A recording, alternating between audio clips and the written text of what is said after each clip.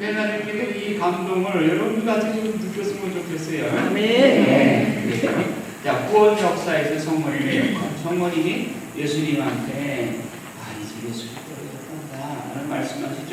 네. 그런데 그 말씀이 술이 떨어졌다는 말이 아니라 이 사람의 집에 이 사람이 주인공이야. 이 사람 안에 술이 없다. 술이 없는 것은 술이 아니고 이 사람이 목표예요. 사람의 초점을 맞춘 거예요. 그러면 성모님이 이 집 주인하고 관계가 어떤 사람일까요? 아주 밀접하고 관계가 있는 걸까요? 밀접한 관계가 있는 거예요. 네. 그러니까 이 사람을 생각하는 마음에서 술이 떨어졌다는 정보를 예수님께, 전능하신 예수님께 전달을 하는 거예요. 성모님이. 술 자체가 목적인 게 아니라 자칫집에 술이 떨어지면 안 되죠. 오늘 술이 중요한 역할을 하는 것은 분명한데 술이 목적인 게 아니라 이 사람이 술이 떨어짐으로 얼마나 난처할까, 여기에 초점을 맞추는 거예요. 그래서 성경을 직역하는 내용을 가지고 요한복음을 지금 보고 있는 거예요. 그러면 그냥 번역한 내용, 우리가 알고 있는 스토리 중심, 그냥 내용 중심, 술이 떨어지는 우리 술도에서 이렇게 예수님의 능력으로 이렇게 기억이 일어났다. 이거는 수박보탈지 하는 거예요. 그러면 그 문장 하나하나에 어디에 초점을 맞추고 계시고 성모님이 이런 건의를 하는 그 목적이라 보시고, 그리고 예수님께서 취하신 행동이 어떤 의미로 어떤 영성적인 의미를 지니는가, 여기에 초점을 맞춰야 된단 말이에요. 그러기 위해서는 성경은 직역해요. 원문에 가장 가까운 번역을 해야 된다. 그 때로는 그냥 공동번역이나 이런 새로운 번역과 조금 서투르게 번역이 될 수 있어요. 왜 그러냐면 직역을 하는 거예요. 그런 걸 감안해서 이 강의를 들어주시기 바랍니다. 자, 예수님의 어머니가 예수님께 그들이 포도주를 갖고 있지 않구나 이렇게 말씀하세요. 그런데 번역서에는 그냥 부드럽고 자연스럽게 설명을 했죠. 그냥 포도주가 떨어졌다는 이런 정도로 얘기하는데, 그들이, 주인공이 그들이, 주어가 그들이 포도주를 갖고 있지 않다. 그러니까 난처해야 할 주인, 여기에 초점이 있는 거예요. 자, 그런데 예수님께서 여인이시여 무엇이 당신과 내게 있나이까? 이 질문도 보통 번역하고 좀 다르죠. 이 직역을 하는 거예요.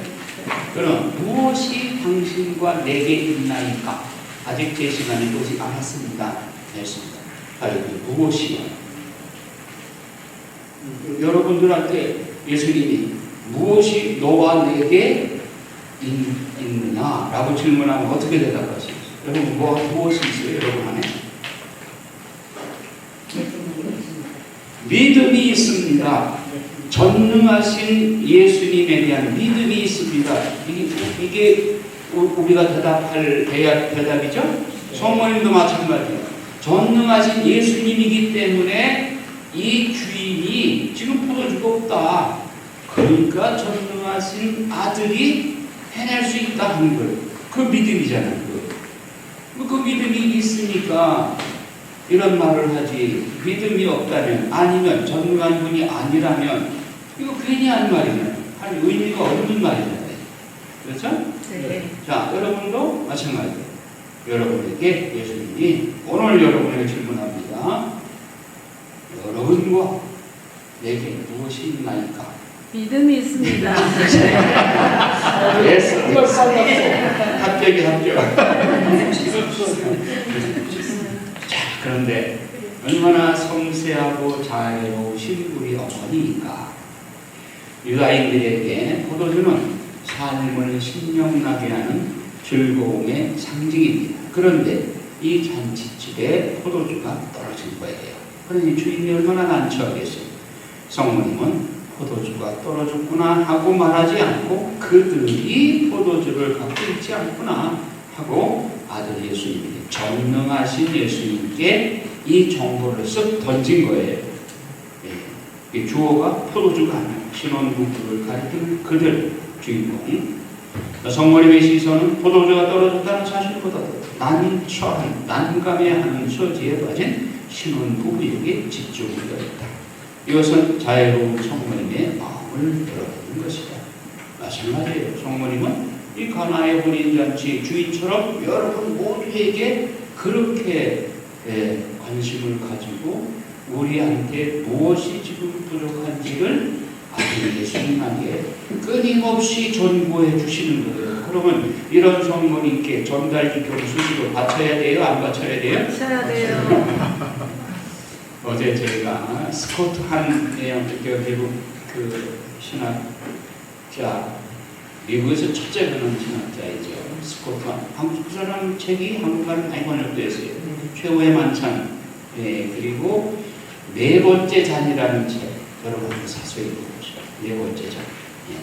그런데 그 스코트 한이 장로, 아주 골수분자 장로교 목사였고 대학 교수, 신학교 교수였고 그 부인이 그 킴벌리라고 부인이 그 부인도 그 친정 아버지가 목사 무슨 그 집안이 전부 목사 집안이 양쪽 다. 그런데 스코트 한이 개종 얘기를 내가 좀 했을 거예요. 개종했고 그리고 킴벌리가 그렇게 끝까지 반대를 하고 끝내는 이혼까지 불사하겠다는 그 선까지 갔었어요. 신앙 때문에. 그런데 부부간의 그 금수는 참 좋았어요. 서로 정말 사랑을 했고 그리고 자녀를 6명 낳았어요. 그중에 둘이 지금 신부가 됐죠. 그들 신부가. 그런데 킴벌리의 그 개종담을 어제 우연히 들었어요. 그런데 이게 끝까지 그렇게 고집을 피우더라고요. 특히 성모님 신심에 대해서 그냥 몇 년을 막 침상에서 물어본 거예요. 하느님하고 그렇게 씨름을 한 거예요. 마리아, 도대체 마리아가 뭡니까? 마리아가 왜 당신만 살기에 끼어야 됩니까? 이러면서 그렇게 고민을 하고 그렇게 마리아에 대한 분심으로 그리고 고통을 받더라고요. 그리고 남편하고 많이 디스커션도 하고 그래서 두 다시 낳다니까 오죽이나 할 말이 많겠어요. 자기 변호하려고. 그렇게 끈질기게 고민하고 울고 불고 하다가 결국은 이제 성모 마리아에 대해서 이제 아주 늦게 이렇게 이해를 하게 되고 그 딸이 있어요. 세 번째 낳았는데 딸이 하나예요. 그러니까 5남 1녀예요. 그 딸을 임신해서 낳을 즈음에 조금 고통이 있었어요. 그 고통을 통해서 다급하니까 남편이 그 성모님께 전부를 받으려 안 한다 지금 다급하니까 마리아 생각을 그리고 마리아는 어머니지. 내 마음하고 같은 어머니 마음이겠지. 그리고 이제 정말 기도를 한 거예요. 그리고 목주 기도를 막 스코트 한이 하자고 그러니까 막 하지못해 억지로 일단만 하고 사단은 안 해버리고 그러다가 이게 절실히 딸이 다급해지니까 딸 때문에 기도하기 시작해요. 그리고 성모님이 인류의 어머니로서 모성애를 가지고 있다. 엄마인 자기가 느끼는 이 고통을 어머니도 느끼고 있다. 이런 거를 찾아보고 있어요. 그러면서 정말 힘들게 개종을 한 이야기가 나와요. 그러니까 성모님의 모성애에 대해서 우리가 제대로 이해한다면 성모 마리아를 대적할 이유가 없는 거예요. 그러니까 개신교 신자들이 성모님의 모성애에 대해서 너무 몰라. 그리고 그 사람들이 성모님에 대해서 우상 숭배한다고 전부 그렇게 알고 있어요. 그 신학자조차도 이거를 얘기해줘도 못 알아듣고 그 성모님 흠숭하는 것으로 착각을 하는 거예요. 흠숭이 아니라 전달기도를 부담하는 것이다. 그래서 성모님을 못 알아들어. 이게 우리가 개신교의 정모신심에 대한 이 장애가 뭐냐면 저를 설명을 했잖아요. 흠숭지례와 상경지례, 특경지례, 공경지례 이 순서를 이걸 헷갈리니까 그냥 하나님께 대한 기도는 그냥 한 가지 금속 이것밖에 없는 걸로 생각을 하고 정님께 대한 공경을 하는 거를 우상숭배라고 이렇게 그냥 치부해 버리니까 그렇게 믿기가 힘든 거예요. 자, 성모님은 단순히 손님으로 잔치집에 온 것이 아니에요. 예수님의 어머니도 거기에 계셨다라는 말에서 동사 계셨다 N이라고 하는 것은 계속되는 행위예요. 미완료 시제예요. 그러니까 이미 미리부터 그 집에 가서 그 집 사정을 잘 알고 또 그 집 식구들하고는 친척 관계인 거예요. 그러니까 꼽딕 신랑의 이모라고 꼽딕 성경에 나온대요. 그러니까 신랑의 이모 너무 가깝죠. 예. 영원히 너무 재밌니까. 자, 그래서 미완료 시대로 되어 있다. 그래서 주인하고 모르는 사람이 아니라 아주 잘 아는 친척 관계 혹은 잘 아는 사람이다. 이것은 성모님 혼인잔치가 시작되기 전부터 이미 그곳에 계셨음을 드러냅니다. 아마도 성모님은 신랑질과 친척이었거나 잘 알고 지내던 사이였습니다. 꼽딕 성경에는 신랑의 이모라고 나옵니다. 성모님은 문제 해결을 위해서 예수님께 다가가서 조용히 신혼 부부의 곤란한 상황을 전하면서 해결해 주기를 간청합니다. 야, 여인이시여, 무엇이 당신과 내게 있나이까? 아직 제 시간이 오지 않았습니다. 네, 여기서 어머니를 보고 여인이시여 하는 사람이 어디 있어요? 그럴 때 여기서 그리고 여러분 19장의 십자가에서 예수님이 딱 두 번 여인이시여 몰리에로 이들 말로 돕나 우먼 이라고 말하면 자기 어머니 보고 우먼 하는 사람이 어디 있어요? 그런데 여기는 왜 이런 용어를 썼는가? 요한복음은 가나의 혼인잔치에서 그리고 십자가 위에서 어머니를 여인이라고 부르죠. 이것은 예수님이 성모님을 단지 당신의 개인적인 어머니가 아니라 이 차원에서는 인류의 어머니, 새로운 백성의 어머니, 이게 중요합니다. 새로운 백성의 어머니, 새로운 백성은 왜? 교회, 교회가 새로운 백성. 그러니까 교회를 정의할 때 하느님의 백성, 교회법에 하느님의 백성이라고 하고 바오로 사도는 교회를 하나님의 신비체, 신비체의 머리는 예수 그리스도, 우리는 그 지체. 그러니까 교회를 두 가지로 정의합니다. 하나님의 백성, 하나님의 신비체. 그리스도는 그 머리, 우리는 지체. 이 두 가지가 다 필요한 거예요. 예, 그러면 새로운 백성인 교회의 어머니. 벌써 이 여인이여 하는 말이 함축하고 있는 내용은 교회의 어머니다. 이것을 예수님께서 벌써 지적하시는 거예요. 그래서 요한복음은 굉장히 단어 하나하나가 신학적인 의미, 영성적인 의미를 담고 있어요. 그래서 요한복음이 우리에게 묵상 자유로 아주 중요한 겁니다. 그래서 예수님이 단지 나의 어머니가 이제부터는 이 공생활하기 직전이거든요. 그러니까 예수님께서 당신의 어머니를 여인이여 함으로 인류의 어머니로 내어놓으시는 거예요. 네, 그리고 요한복음 19장 십자가에서는 이제 인류의 어머니로 이제 자리매김을 하고 요한 사도에게 당신이 이제 부활을 실천해서 정보를 변하게 되면 요한 사도에게 네가 내 어머니를 모셔라. 그리고 요한 사도는 우리 인류를 대표하는 것이죠. 대변하는 것이죠. 요한복음 사가와 함께 나도 그 자리에 있는 거예요.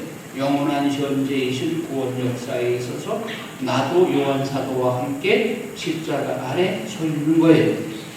여러분도 요한 사도와 함께 성모님을 내 집에 모셨다. 아멘입니다. 여러분 집에 이미 성모님을 우리의 어머니로 모시고 있는 거예요. 새로운 백성의 어머니.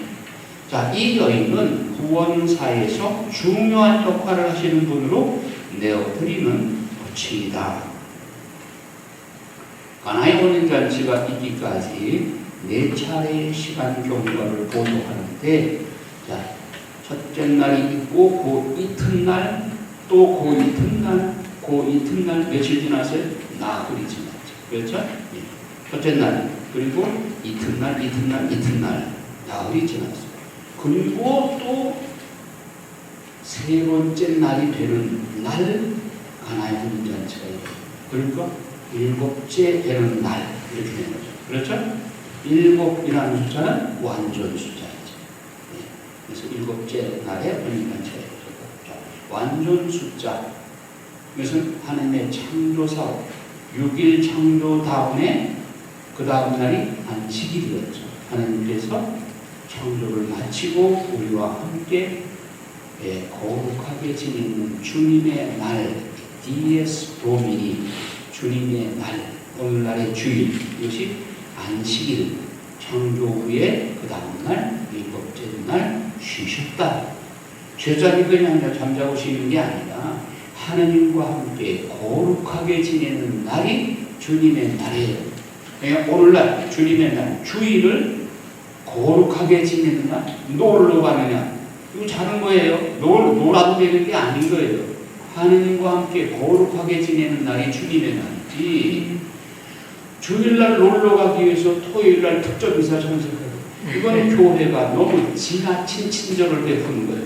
나는 그렇게 표현하고 싶어요. 토요일날 특전 미사는 주일날 놀러 가도 되라고 지나친 친절을 베푸는 것이다. 만약에 그런 목적으로 토요일날 특전 미사를 참석한다면 주일날 불가피하게 무슨 혼인식이라든가 중요한 일이 있어서 빠질 수 없는 그런 상황 때문에 특전 미사를 배려를 해준 것이 놀러 가도 되는 날로 하기 위해서 특전 미사를 실효했다는 것이죠. 교회가 뭐 그런 목적으로 해주지는 않았을 텐데 그것을 악용하는 사람들이 있어요. 주일의 개념을 잘못 알고 있어요. 그러면 십계명에 주일을 거룩하게 지내라. 잘못 알고 있는 거예요. 그래서 성령 세미나 받아야 돼요. 십계명에 대해 강의 들어야 될 거예요. 자, 그래서 일곱째 날의 혼인잔치. 혼인잔치. 여러분, 제가 언젠가 강의를 그렇게 했어요. 성경은 혼인잔치로 시작해서 구원사학은 성경 혼인잔치를 시작해서 혼인잔치로 끝난다.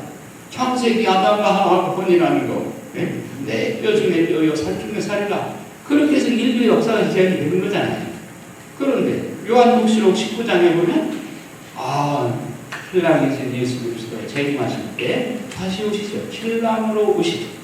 우리 모두는 그분을 마중하기 위한 신부로서 암하고 옷을 입고 새롭게 단장하고 오피의 금으로 단장한 왕은 이미 준비가 되어서 신랑 모실 준비를 갖추고 있다. 시편 45편에도. 그래서 요한복음록 19장 거의 끝무렵에 혼인잔치 신랑이신 예수 그리스도가 신부를 마중하러 이 세상에 내려오시고 우리는 오필의 금으로 단장한 신부처럼 차리고 아마포옷을 입고 아마포옷은 깨끗한 옷 신랑을 마중할 수 있는 정결한 옷을 입고 마중합니다. 혼인으로 시작해서 혼인잔치가 끝나는 거. 그 다음에 가나의 혼인잔치도 그런 의미에서 다시 오시는 것입니다. 마중하는 혼인잔치와 그 상징적인 의미로 비교할 수가 있다. 그래서 일곱째 날, 첫째 날은 세례자 요한이 예루살렘의 제관들과 레위 지파 사람들 앞에서 예수님에 대한 증언을 했고, 둘째 날은 세례자 요한과 예수님이 만났고, 셋째 날은 세례자 요한이 두 제자가 안드레아와 요한 사도가 그 예수님을 따라갔고, 넷째 날은 안드레아 인도로 베드로가 예수님의 제자가 되었고, 다섯째 날에는 빌립보와 나타네엘이 예수님의 제자가 되었고, 일곱째 날 가나의 혼인잔치에서 예수님이 성모님을 여인이라고 부르면서 물을 포도주로 바꿔주셨다. 여인이라고 한 것에 대한 의미는 인류의 어머니로 예수님께서 내어주셨다는 의미, 그리고 물이 포도주로 변했다. 이것도 굉장한 의미를 지닙니다. 자, 일곱째 되는 날은 창세기에 나오는 창조 사업의 마지막 날, 즉 안식일을 위한 상식입니다. 요한복음서에서 창세기의 첫 창조를 모방해서 말씀이신 예수 그리스도를 통한 재창조를 시도한 것으로 볼 수 있다. 제가 그 얘기 했죠. 로고스 창가에서 첫 창조, 창세기 1장에 나오는 그 첫 창조, 이것이 인간의 불순종으로 인해서 창세기 50장에 요셉의 죽음으로 끝나잖아요. 인간의 불순종으로 인해서 첫 창조가 실패로 돌아갔어요. 이것을 요한 사도는 말씀이신 예수 그리스도를 통해서 재창조를 이루신 거예요. 그러면 이 재창조는 실패할까요? 성공할까요? 성공할 수밖에 없어요. 예수 그리스도 말씀이신 그분에 의한 재창조이기 때문에 이건 실패할 수가 없어. 인간의 의지와 이에 불구하고 성자 예수 그리스도를 통한 재창조 이니셔티브를 성자 예수 그리스도가 주고 있기 때문에 이 재창조는 첫 창조가 더 위대한 거예요. 그래서 요한복음서에서 창세기 첫 창조를 모방해서 말씀이신 예수 그리스도 재창조를 시도한 것이다. 창조의 7일째 되는 날 하나님은 안식을 취하셨듯이 가나의 혼인잔치에서 물이 포도주로 변하는 하나님의 영광을 드러낸 것이다. 자, 물이 포도주로 변하는 것의 의미. 자, 인간과 하나가 되어서 안식을 취하십니다. 예수님 6일 동안 교회를 이끌어갈 사도들을 부르시고 7일째 되는 날 사도들과 함께 혼인잔치에 참여하시고 혼인잔치에서 우리 인간과 하나가 되십니다. 여러분 미사 때 포도주에 물을 한 방울 떨어뜨리죠? 네. 이게 그리스도의 신성과 우리 인간의 인성을 결합하는 일치.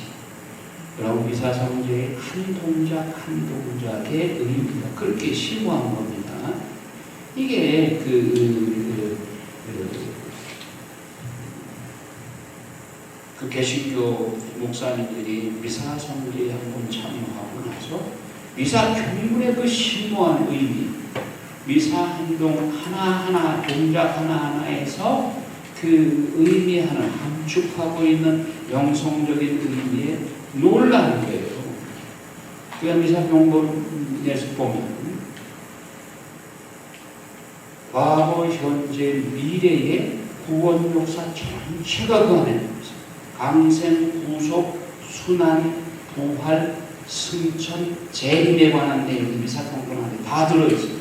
그렇죠? 경건을 가만히 따져보세요. 강생에 관한 말씀, 순환에 관한 말씀, 그리고 죽음에 관한 말씀, 부활에 관한 말씀, 승천, 그리고 재림하실 것까지도 경건에 다 나와 있어요. 그럼 영원한 현재이신 예수 그리스도는 이게 동시에 영원한 현재이셨거든요. 그러니까 우리가 예수 그리스도의 이름으로 기도하는 게 뭐예요? 예수 그리스도는 영원하신 현재이기 때문에 지금도 예수 그리스도 이름으로 기도하는 것이지. 2000년 전 돌아가시고 끝나신 분이라면 그분의 이름으로 기도하는 무슨 의미가 있겠어요? 우리 모든 기도가 다 예수 그리스도의 이름으로 비나이다잖아요. 영원한 현재이기 때문에 지금도 살아계시고 영원한 능력을 주신 권능을 주신 분이기 때문에 그분의 이름으로 기도하는 효과가 있는 것이죠. 그러면 내가 그분의 이름으로 하는 걸 모두 그분의 행위가 되는 거예요? 놀라운 일이죠. 그분의 사인이 들어가 있는 수표요. 아무리 수억만 금을 적었다고 하더라도 그 사인이 있으면 그건 무효죠. 피지 조각이죠. 그 예수 그리스도라는 사인이 붙어서 올라간 거는 하느님 아버지께 다 유효한 거예요. 내 아들 예수가 이 기도를 올리는구나. 하느님께는 다 내가 예수 그리스도의 이름으로 기도하면 내 기도가 아니라 예수 그리스도의 기도 같아요. 이렇게 수지 맞는 일인데 이걸로 거부하는 거 아니에요. 자, 그래서 세상 종말에도 예수님은 신랑 오실 거예요. 교회 신자들을 신부로 맞이하는 혼인식 주로 오시구나. 이 상징적으로 표현한 것이다. 무리술로 변하는 것이 그냥 단순한 기적이 아니란 말이에요. 이렇게 예수님이 메시아로서 당신의 영광을 드러내고 종말론적인 혼인잔치를 통해서 신자들과 하나됨을 기념하는 날, 예수님의 어머니 마리아를 여인이라고 부른 것의 의미가 있듯이다. 이 점은 성모 마리아가 새로운 창조 세계에서 새로운 하와의 역할을 하고 있음을 알리는 것이다. 그래서 옛 하와, 원죄를 범하게 한 그 옛 하와에 대해서 성모님은 새 하와, 원죄를 범하도록 한 옛 하와에 반해서 불순명으로 인해서 죽음을 몰고 온 하와, 아담과 하와에 반해서 예수 그리스도와 성모님은 새로운 아담, 새 하와로서 첫 인류의 조상이 불순명한 것을 당신의 죽기까지 순명함으로써 우리에게 새 생명을 주었고, 죽음이라는 모습을 새 생명으로 죽음의 권세를 물리치시고 당신이 순명으로 죽어주심으로써 영원한 생명을 우리에게 다시 되찾아 주셨어요. 예수 그리스도. 그리고 성모님은 그에게 얻지 못할 협조자로서 또 인류의 어머니로서 새 하와의 역할을 하신다. 그분들의 순명으로 인해서. 자, 이 점은 성모 마리아가 새로운 창조세계에서 새로운 하와의 역할을 하고 있음을 알릴 것이다. 창세기 인류의 어머니 하와가 여인으로 언급되었듯이 창세기 3장 20절에 성모님은 새로운 인류, 곧 신약 백성의 어머니요 교회의 어머니로서 여인이라 불리는 것이다. 여기 하와가 여인이라고 불렸듯이 새 하와인 마리아도 새 여인으로 불리는 것은 인류의 어머니, 새 백성, 새로운 백성, 하나님의 교회의 백성들의 어머니가 되시는 것이다. 성모님을 여인이요 했는데 구원사업의 완성으로서의 여인이라는 명칭은 공생활 마지막 십자가 위에서도 그렇게 불려졌다. 예수님께서는 당신의 어머니와 그 곁에 서기 사랑하시는 제자를 보시고 어머니에게 말씀하십니다. 여기 이 사람이 어머니 아들입니다. 이어서 그 제자에게 이분이 내 어머니시라고 말씀하셨고, 그때부터 그 제자가 그분을 자기 집에 모셨다. 그 제자 안에는 내가 들어있는데, 그럼 그 제자가 에페소에서 어머니를 당신 집에 모셨다면 우리도 우리의 어머니 마리아를 우리 집에 모셔야 되겠죠? 예. 여기서 우리 집은 내 마음도 포함하는, 그러니까 앞으로 나오겠지만 예수님이 거처하신 집, 성전, 여러분이 하나님의 성전임을 모르십니까? 고린도전서에 말씀하듯이 우리는 하나님의 머무시는 궁전, 또 성모님 우리의 마음의 집에 모시는 사도 요한처럼 우리 마음의 집에 모시는 그런 어머니로 모셔야 될 겁니다. 나아가서 예수님은 십자가 위에서 당신이 사랑하는 제자들에게 성모님을 맡기시듯이 여기서 사랑받는 제자는 모든 그리스도인을 가리킨다. 우리 모두가 예수님은 사랑받는 제자들이기에 그러하다. 그렇다면 성모님은 우리 모두의 어머니이시다. 자, 내 때가 이르지 않았습니다. 예수님의 시간, 예수님의 때. 시간은 두 개가 있다고 그랬죠. 크로노스와 카이로스. 인간 세상의 시간, 세상의 시간과 하느님의 시간, 카이로스. 우리는 카이로스의 시간표에 따라서 살아야 되는 것이죠. 자, 어제 그저께 저녁부터 어제는 대림 일주일이었죠. 교회력으로 새로운 한 해가 시작되는 날이었죠. 일반 사람들은 그저께나 어저께나 그날이 그날이에요. 우리는 달라야 되죠. 제가 좀 부끄러운 얘기인데 한시도원의 대림만을 이렇게 제대 앞에 모셔놨어요. 근데 이게 저녁 기도를 5시간에 시작하거든요. 목적 기도를 한참 하다 보면 아무도 대림초에 불 붙이지 않은 것을 발견을 해요. 1단이 끝나고 2단이 끝났는데 전례 담당 신부님이 벌떡 일어나더니 대림초에 가서 불을 붙이는 거예요. 아차. 가슴을 쳤어. 다들 그걸 못 느끼고 있었고, 그 말은 뭐예요? 어제 오늘이랑 같은 날이거든. 그래. 깨어있어.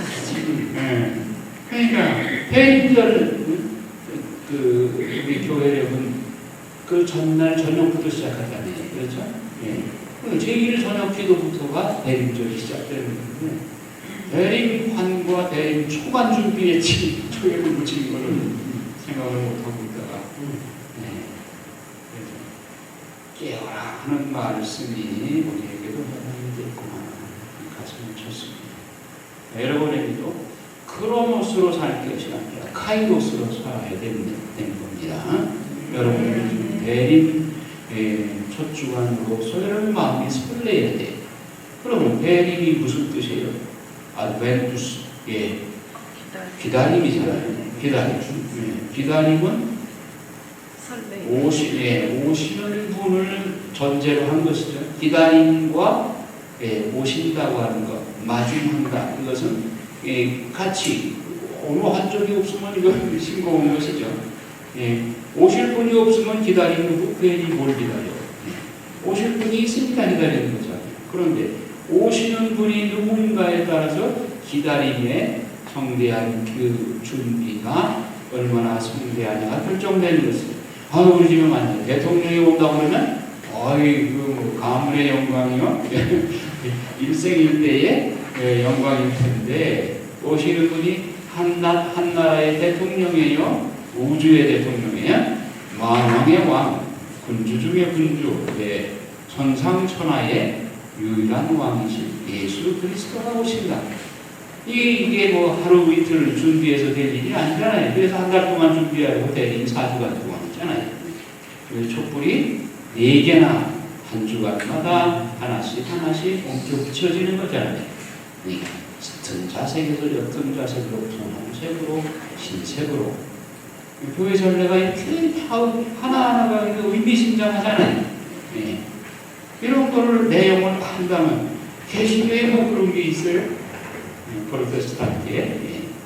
자, 그래서 우리는 가톨릭의 이 천년 교회 전통이 이렇게 하나하나 전례 하나하나에 심오한 의미를 담고 앙금으로 이렇게 치장이 된 가톨릭 교회 전례는 우리가 모시에서만도 함부로 생각해서도 안 되고 전통을 잘 보존해야 되는 것이죠.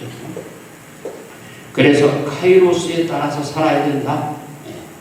그래서 그분의 때는 하느님이 예수님께 주신 운명의 시간, 순환과 죽음의 시간을 말하는 겁니다. 그러니까 결정적인 예수님의 때, 예수님께서 나의 때라고 하는 것은 결정적인 그 순환과 죽음의 시간이에요. 그런데 가나의 혼인잔치에서 아직 때가 이르지 않았는데요. 예수님이 그런 말씀을 하시는데, 이 기적은 가나의 혼인잔치 물이 술로 변하는 기적은 예외적인, 당신의 계획에 없던 예외적인 기적이 일어나죠. 예수님의 시간의 계시의 시작이고 순환, 죽음, 부활은 그 계시의 정점에 이른다. 자, 요한복음은 예수님의 십자가 사건을 영광의 사건으로 보도합니다. 이게 요한복음이 다른 겁니다. 다른 공간 복음에서는 예수님의 순환과 죽음이 고통의 시간으로 그냥 객관적인 사실을 사실대로 기록하죠. 그런데 요한복음은 아버지, 나의 때가 왔습니다. 나에게 영광의 때가 왔습니다. 그리고 내가 아버지께 영광을 드릴 수 있게 해주십시오. 요한복음 17장에. 그래서 영광이 세상적인 영광인 줄 처음에는 착각을 했다가 이상하다. 근데 왜 죽음 얘기가 나오는 거예요? 요한복음 예수님의 죽음이 곧 영광이에요. 자, 이게 영성적인 의미가, 우리는 고통을 영광이라고 생각해요.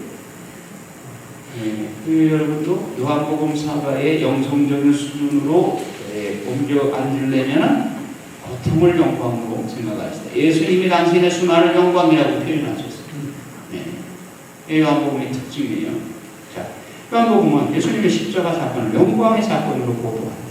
예수님의 신적 정체가 충만하게 드러나는 때가 순환과 죽음의 때라는 말은 아주 역설적이다. 왜 당신의 순환을 영광이라고 표현하는가?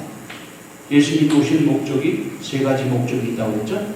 한번 얘기해 볼까요?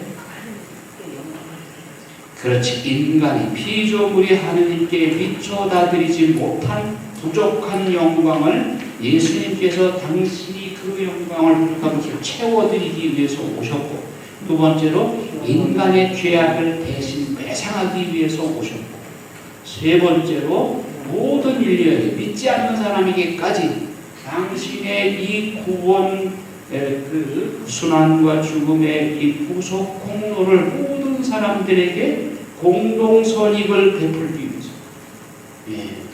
이 세 가지 목적으로 예수님이 오신 거예요.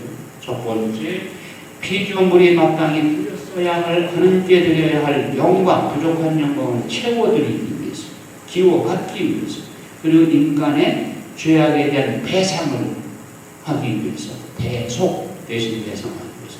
세 번째로, 모든 인류에게 당신 구속의 은혜를 충만하게 공동 선입을 베풀어 주기 위해서.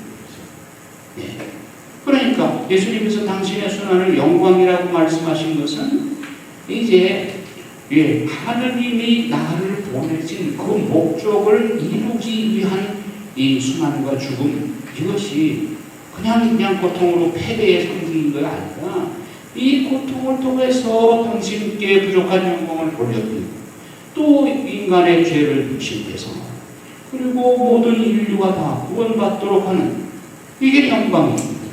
당신은 비록 고난받으시고 죽으신 망정 그를 통해서 하나님 아버지가 목적하신 파견의 목적이 이루어지니까 영광인 거예요. 그러나 이 경지를 여러분들이 이해한다면, 내가 예수님이 분신되고 예수님과 하나가 된다면 예수님이 영광으로 생각하는 이 고난을 우리도 영광으로 생각해야 되겠죠? 그러니까 여러분들이 요한복음을 제대로 공부하게 되면 이제가 뭐 끝나면 여러분들이 달덩어리가 돼야 돼요. 나 혼자 좋아서 이러면 안 되거든요. 여러분들 같이 좋아야지. 그러나 이 역설적인 사실로 인해서 구원 역사의 핵심 사건이 완성되었으니 이는 진정 오묘한 신앙의 신비다. 신앙의 신비죠. 그러니까 인생에 있어서 모든 것은 신앙의 신비요. 가브리엘 마르셀이라고 하는 철학자가 있어요. 희망의 철학자예요. 그분이 당신은 인생의 모든 사건들은 다 신비이지, 이걸 왜요 하고 질문하는 게 아니라 다 신비다. 왜? 다 하나님 손바닥 안에 다 있어. 우리의 일상사 다 하나님 손바닥 안에 있어. 그 사건을 통해서 하나님은 나에게 무엇을 메시지로 가르쳐 주시고자 하시는가? 이걸 따져야 돼. 왜 나에게 이런 고통? 왜? 이 사건은 왜입니까? 왜? 왜는 어디서 나온다 그랬어요? 마귀에서 나온다. 마귀의 첫 질문이 왜라고 해요. 우리는 어떻게? 고난이 주어지면, 내가 이해하지 못할 고난이 주어지면 이건 어떻게 극복할까요? 하고 예수님한테 물어야지. 왜요? 내가 뭘 잘못했기 때문에 이런 것도 왜요? 이거는 마귀의 질문입니다. 우리는 어떻게 극복할까요? 이 질문으로 해야 됩니다. 자, 그래서 여기서 아주 중요한 게 나와요. 근데 예수님의 시간 표현을 지금 없는 일이에요. 이 첫 기적이. 그래서 예수님도 내 때가 아직 이르지 않았는데 그러면 이게 할까 말까. 그런데 과거의 구약의 역사에 봐도 하느님이 원래 계획에 없던 일을 인간의 간절한 청원에 의해서 궤도 수정을 한 경우가 있어요. 한번 기억나는 대로 얘기해봐요. 창세기 18장에 아브라함이 소돔성을 멸망시키게, 아브라함이 이제 소돔성의 멸망을 막기 위해서 의인이 50명만 있으면 말하지 않겠습니까? 제발 좀 그렇게 해주십시오. 그런데 도저히 자신이 없어요. 45명이면, 40명이면, 30명, 20명, 10명이면 어떻게 하겠습니까? 하고 의인의 숫자를 추려하면서 하나님한테 계속 거듭해서 청원을 하죠. 그런데 하나님께서 원래는 그냥 멸망시키려고 했는데 그 아브라함의 청이, 의인의 청이 간절하기 때문에 그래, 의인이 50년만 있어도 내가 들어가지 않겠다. 100번씩 하나님은 양보를 하시죠. 멸망까지. 그런데 결국은 의인이 10명이 안 돼서 소돔성이 멸망했죠. 이걸 봐도 하나님은 당신의 계획하신 그 계획을 인간이 간절하게 처하면 회도 수정하실 수도 있단 말이에요. 그것뿐이에요. 또 다른 예도 있죠. 모세가 이제 금송아지 만들어가지고 하나님께서 그냥 다 쓸어버리겠다고 진노하셨잖아요. 근데 모세가 간절해져. 내 이름을 생명책에서 치유의 한이 있더라도 혈성 명화시키지 마십시오 하면서 3번이나 중재 기도를 해요. 목숨 건 중재 기도를 합니다. 다중에서 우리가 공부했죠. 그러니까 하나님께서 나중에 노기가 풀리셔가지고 그래, 시키지 않겠다. 그리고 내가 너와 함께 같이 나가겠다. 그러면 같이 안 되겠다고 했어요. 그래서 그것도 그래서 수령을 하신 거예요. 원래 계획하셨던 것을 이렇게 고치셨죠. 그럼 하나님은 때로는 의로운 간절한 기도에 당신의 계획을 수정하기까지도 하신다. 그러니까 이런 총도 성모님이 이렇게 해서 예수님의 아직 때가 이르지 않았지만 이 일을 하시도록 하신 것을 생각해 볼 때 하나님은 그냥 오직 외길만 가시는 분이 아니에요. 우리 사정과 우리의 기도를 귀 기울여 들어주신다. 자, 여기에서 잠깐 우리가 짚고 넘어가야 돼요. 우리 기도에 대한 응답.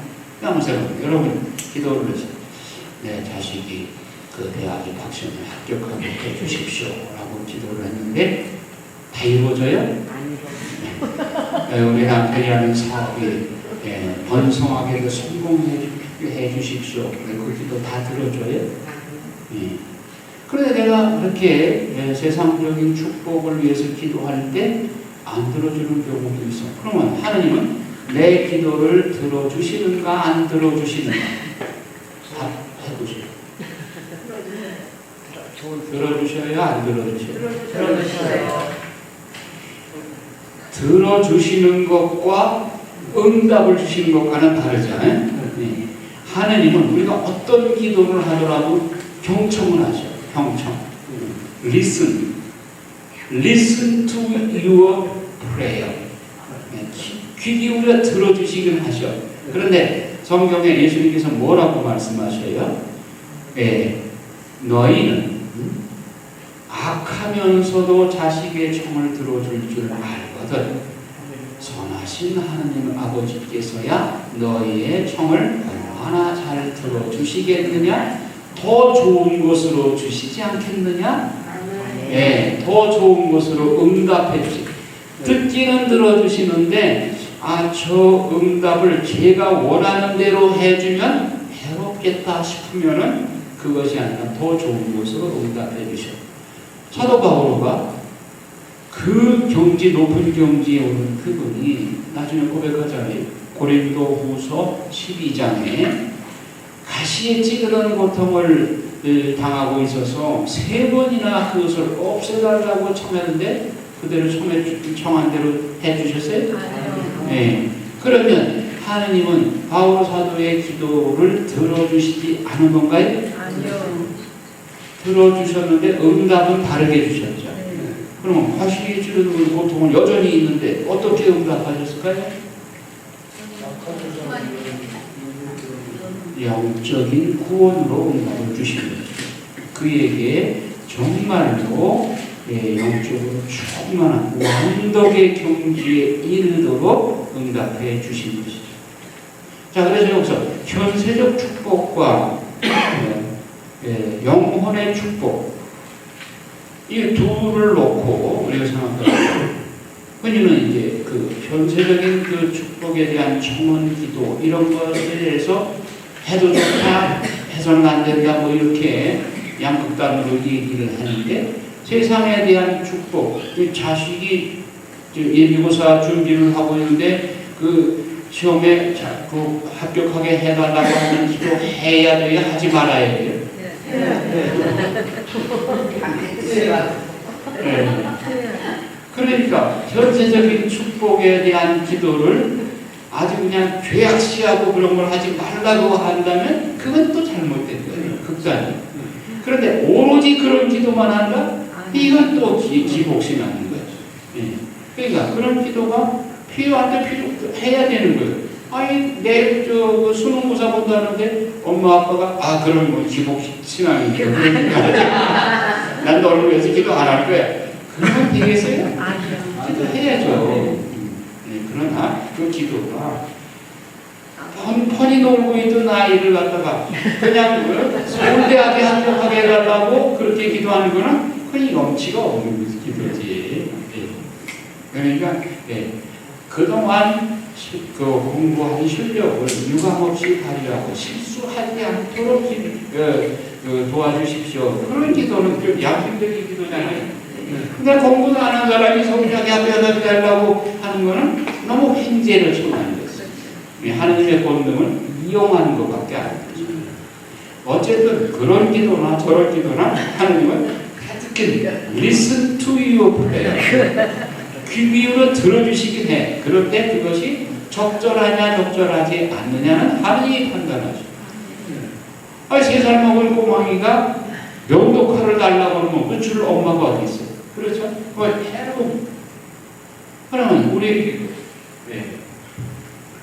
그냥 벼락부자가 되게 해달라고 주식 투자를 해놓고 그것이 복권 하나 사가지고 그 1등 당첨하게 하려고 하면은 그 사람이 만약 1등 당첨이 되면 어떤 일이 벌어질까요?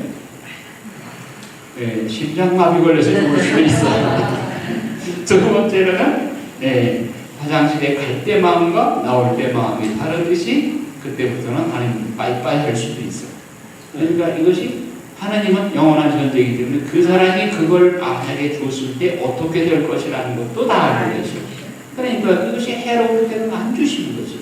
그거를 하나님은 내 기도 안 들어주셨다고 생각하면 안 되는 거예요. 듣기는 들으셨는데 나한테 더 유익한 것으로 안대하신다. 그러니까 기도에서 손해날 것은 없어요. 그러니까 우리는 기도는 항상 열심히 해야 되는 거예요. 언제나 선언. 기도는 하나님께서 경청하신다. 그런데 그 응답은 하나님께서 어련히 알으셔서 나한테 더 유익한 것으로 알게 해주신다. 기도에서 손해볼 일은 없다.